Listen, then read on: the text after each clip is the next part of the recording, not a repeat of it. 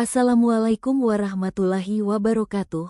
Kami dari kelompok 3 akan menjelaskan sedikit mengenai materi analisis lingkungan eksternal, analisis industri, Porter 5 Forces. Mata kuliah manajemen strategi yang diampu oleh Ibu Novi Darmayanti. Analisis lingkungan eksternal adalah proses sistematis untuk mengidentifikasi dan mengevaluasi faktor-faktor di luar organisasi yang berpotensi memengaruhi kinerja perusahaan. Faktor ini bersifat tidak dapat dikendalikan secara langsung, tetapi dapat diantisipasi melalui strategi yang tepat. Fungsi strategis sebagai dasar dalam penyusunan strategi perusahaan, mengurangi ketidakpastian lingkungan bisnis, mengidentifikasi peluang komponen lingkungan eksternal A, lingkungan umum, makro. Lingkungan ini bersifat luas dan tidak dapat dikendalikan langsung oleh perusahaan.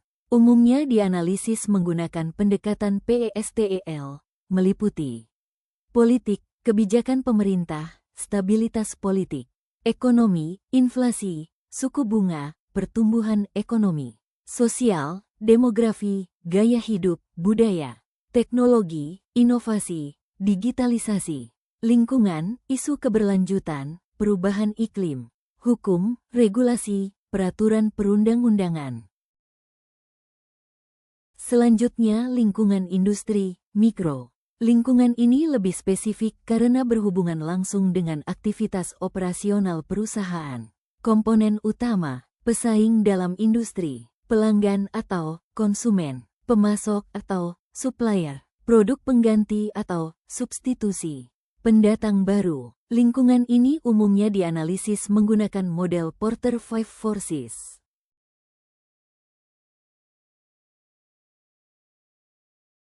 Selanjutnya yaitu analisis industri atau Porter 5 Forces. Model ini dikembangkan oleh Michael Porter untuk menganalisis struktur industri dan tingkat daya saing. Tujuan utamanya adalah menilai apakah suatu industri menarik untuk dimasuki dan bagaimana perusahaan dapat memperoleh keuntungan yang optimal. 5. Kekuatan Porter, penjelasan lebih mendalam. 1. Ancaman pendatang baru atau threat of new entrants. 2. Kekuatan tawar pemasok atau bargaining power of supplier. 3. Kekuatan tawar pembeli atau bargaining power of buyers. 4. Ancaman produk substitusi atau threat of substitutes. 5. Persaingan antar perusahaan atau rivalry among existing competitors. Yang pertama, ancaman pendatang baru atau threat of new entrants, menggambarkan tingkat kemudahan perusahaan baru untuk masuk ke dalam industri. Faktor penentu. 1. Hambatan masuk, barrier to entry, kebutuhan modal besar, teknologi tinggi.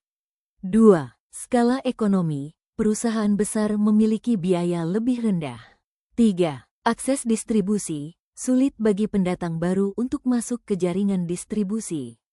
4. Regulasi pemerintah, perizinan dan aturan ketat. Contoh analisisnya. Jika hambatan masuk rendah, maka banyak pemain baru akan muncul sehingga meningkatkan persaingan dan menekan laba industri. 1. Jumlah pemasok terbatas. 2. Produk pemasok unik, tidak mudah digantikan. 3. Tingginya biaya berpindah pemasok, switching cost. Contoh analisisnya. Pemasok yang kuat dapat meningkatkan harga bahan baku, sehingga menurunkan margin keuntungan perusahaan. Yang ketiga, kekuatan tawar pembeli, bargaining power of buyers, yaitu mengukur pengaruh konsumen terhadap harga dan kualitas produk. Faktor penentu. 1. Banyaknya alternatif produk.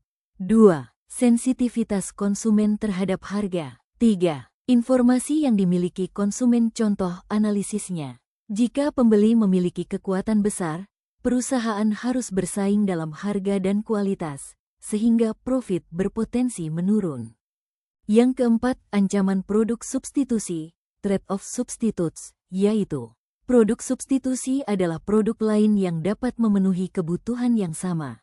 Faktor penentu. 1.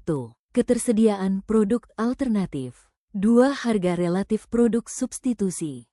3. Kemudahan beralih ke produk lain. Contoh analisisnya. Semakin banyak produk substitusi, semakin terbatas kemampuan perusahaan dalam menetapkan harga tinggi.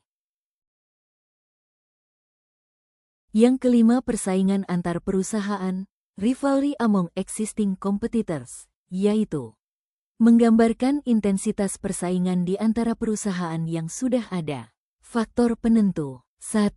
Jumlah pesaing banyak dan seimbang. 2. Pertumbuhan industri lambat. 3. Diferensiasi produk rendah.